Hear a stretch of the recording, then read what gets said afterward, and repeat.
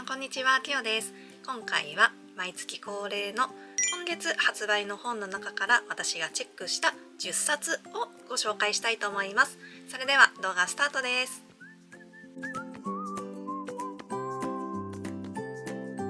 はい、ということで毎月恒例企画になるんですけれども、今月も約20冊の本をチェックしまして、その中から YouTube では10冊について詳しくお伝えしていきたいということで動画をお届けしていきます。では1冊目はこちらです。名探偵の橋本さん、推理のヒントは夫のお弁当です。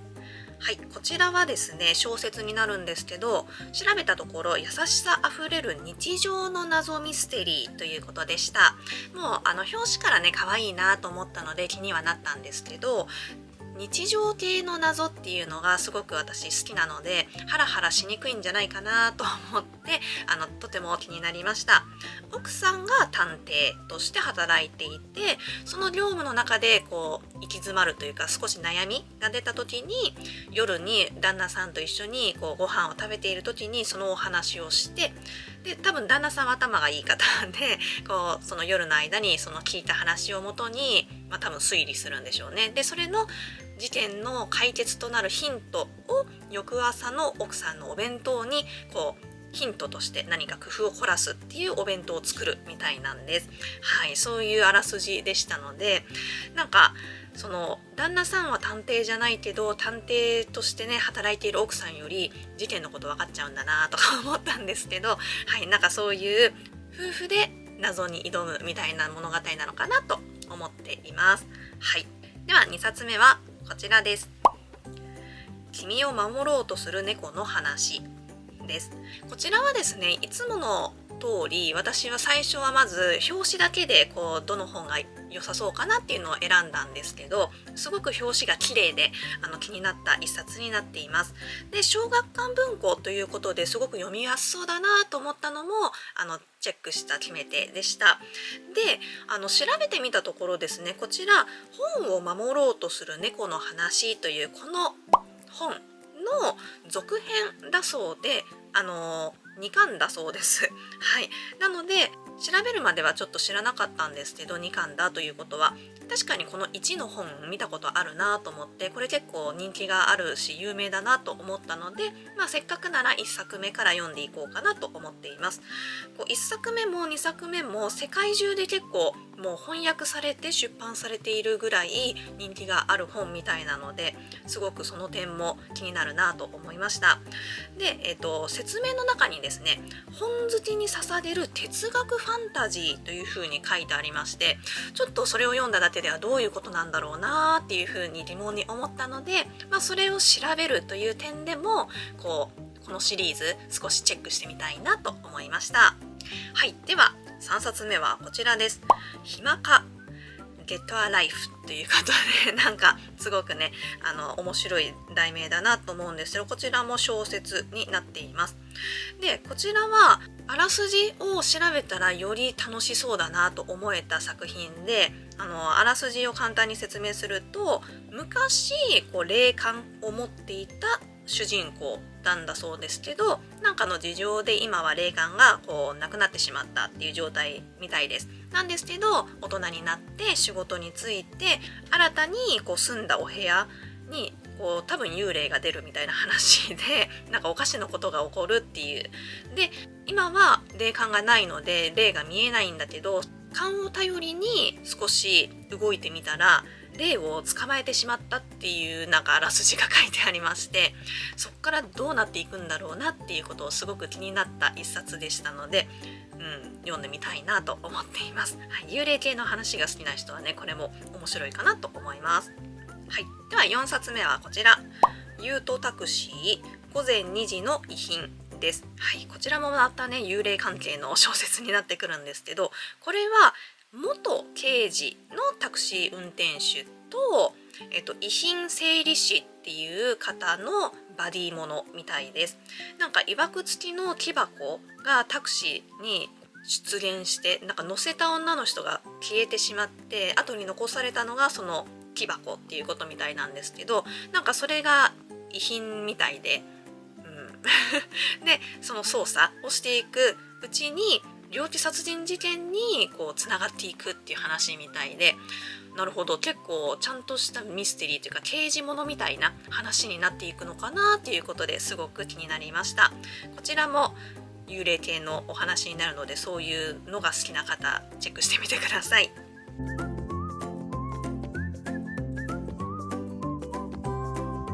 で、ここからはですね、新書を少しご紹介したいと思います。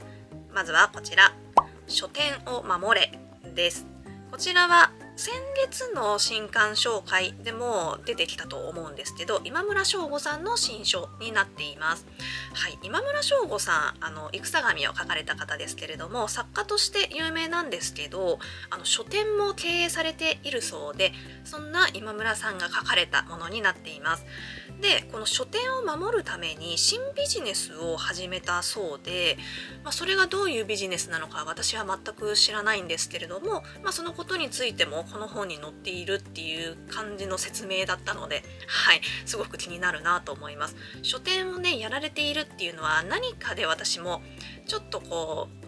う見たような気もするんですけど、でもそこまで知ってたっていう感じではなかったので、そうなんだって改めて思いました。はいこの新書すごく読みやすそうな気もしますので、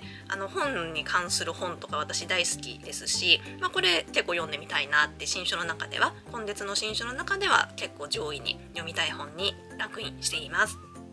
はい、では続きましての新書がこちら、言葉を学ぶとはどういうことかです。はい、外国語習得に関しての新書とか、そういうテキストとかってすごいもう溢れているかと思うんですけど、こちらの本はですね、先に特徴をお話しすると、外国語を学ぶということはイコール良いことだっていうふうに考えられていると思うけれど、世間的にその学習者によっては劣等感や罪悪感を生む呪いもはらんでいるんだっていうことをこう伝えたいっていう本みたいで、言語学習の副作用を指摘しつつ、どういうふうに言語学習を捉えていったらいいのか、行っていったらいいのかっていうことを綴った新書になっているみたいです。で、これを私調べた時にちょっと新しい視点だなと思いました。なんか今まで私が読んできたこういう学習系、言語学習系の本ってだいたい楽しんでやろうみたいな、言語学習って難しいだけじゃないよみたいなポジティブなことばかりをこう取り上げてきた本が多いかなっていう印象で、そのネガティブな面を言うとしても、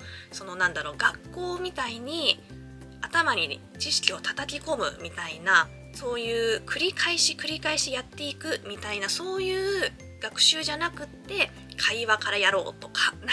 ネイティブから学ぼうみたいな、映画を見ながら学ぼうとか、そういう感じの本があったと思うんですけど、これはもう本当にまず言語を学習するということの、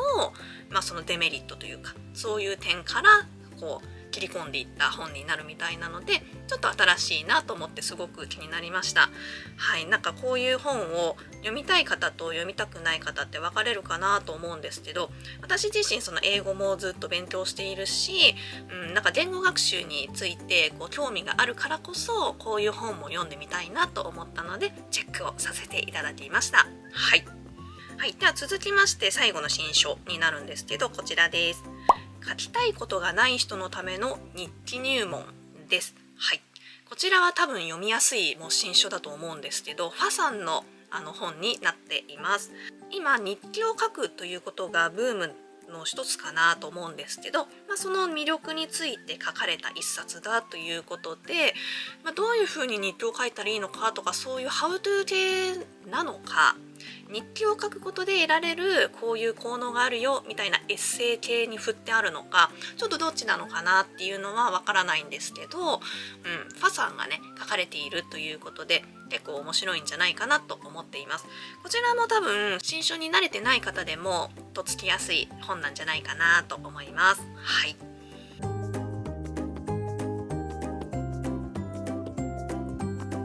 はい、ではここから3冊は単行本ですねをご紹介したいと思います。まず1冊目がこちらです。アンのパリ細腕繁盛記です。はい、こちらアンさんの9年ぶりのエッセイだそうです。私全然アンさんがエッセイを出されていることをちょっと知らなくって、今回この本を見て初めて知ったんですけど、エッセイを出されているんだと思って、しかももう2冊目になるのか3冊目になるのか分かんないんですけど、もう何冊目かなんだなっていうことを知ってすごく気になりました。パリでの生活、お子さんたちとの生活だったり、自分の仕事とかだったりっていう生活を伝えてくれる楽しそうな一冊だなっていう風に説明を読んで思いましたので、ぜひとも読んでみたいなと思います。一人でね、シングルマザーとしてパリに渡ってもう数年経っているかと思うんですけど、そういう風に行動力のある女性ってすごい憧れちゃうしパリっていうのがね、まずすごいなって思う。フランス語ができるっていうのがすごいなとか思ったりするんですけど、そういうでも大変な面もあると思うので、そういうのが知れるのかなと思って、すごくいいなと思って気になっている一冊です。はい、では続きましてこちらです。俺の恋バナを聞いてくれです。はい、こちらは新川帆立さんの小説になっています。最近新川さんの小説を読みまして、すごく読みやすい文体だなっていうのを実感したので、他のも読みたいなと思っていたところ、新刊があるんだということでちょっと気になりました。はい、こちらはあらすじを調べたところ、不器用でこじらせた男たちの愚かで心温まる恋愛を描くというふうに書いてありまして、多分こういう書き方をされているということは、すごくしんみりするような内容ではなく、少し微笑ましいお話なのかなっていう印象を受けました。なので暗くなりたくないっていう気持ちはあるので、いいなと思いました。で、あとなんか6作品入っているみたいなので、短編集なのかなっていうふうに思いました。短編集の方が合間合間で読むことができるので、そういう点でも読みやすい一冊なのかなと思っています。はい、ではラスト1冊こちらです。贅沢な関係です。こちらも小説になるんですけど、これはもう表紙が可愛いなと思って気になりました。で、調べてみたところですね、あの頃と同じではいられないもどかしさ、大人になった苦みが心にしみる青春のその後の物語ということで、なんか変わりゆく関係と身に覚えのある感情をすくい上げる5編っていう風に書いてありました。なのでこれも短編集なのかなっていう風に思います。で、こちらは多分先ほどの新川さんの本と違ってコメディ寄りではなく、本当にちゃんとしんみりするような、心に染み渡る、響くようなお話なのかなっていう風に思いました。でも悲しいとかいう風ではないのかなっていう期待を込めているんですけど、どうしてかっていうと、この表紙が可愛いからなんですけど、なんかこの表紙からね、想像するに柔らかい物語かなっていう期待をしています。はい、で短編っていうことでね、読みやすいかなと思ったのでチェックさせていただきました。はい、ということで以上10冊ご紹介させていただきました。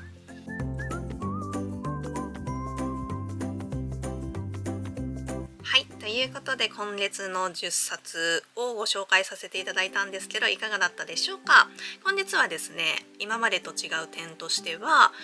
ちゃんとあらすじまで調べてみましたっていうことですね。今までは結構表紙だけで決めているので、ほんわかした情報をお伝えしますねっていうことでお届けしてきたんですけど、やっぱり